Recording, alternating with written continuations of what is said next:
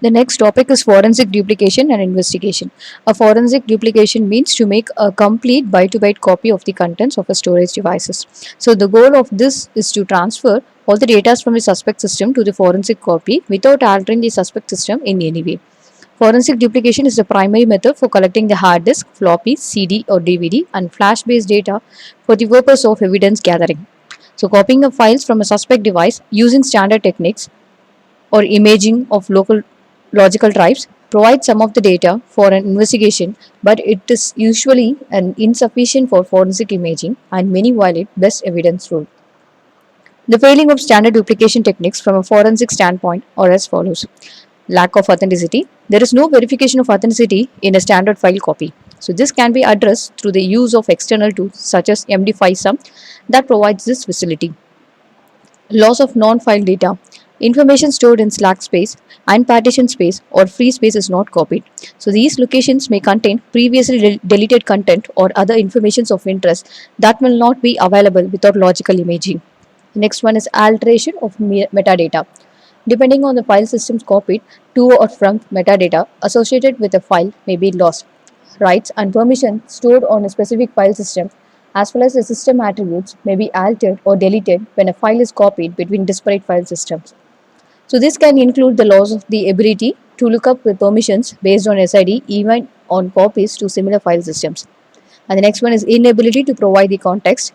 A copy of the data in a logical files does not provide the same machine context as an image. The contextual data can include the location in a directory or duplication details and details on other surrounding files.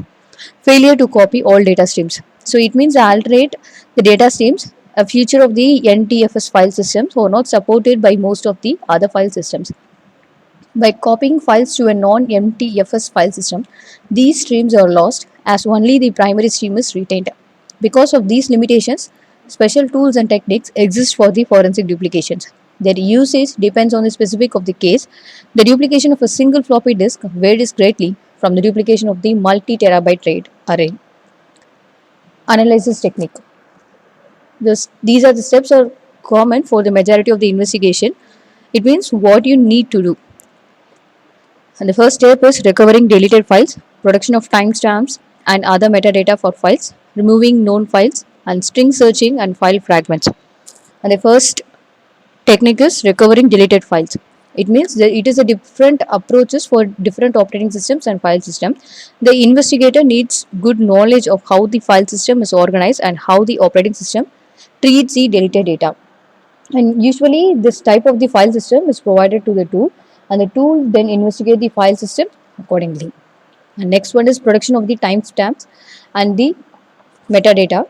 So these files exist in two shapes, logical and deleted. And the metadata, full file names,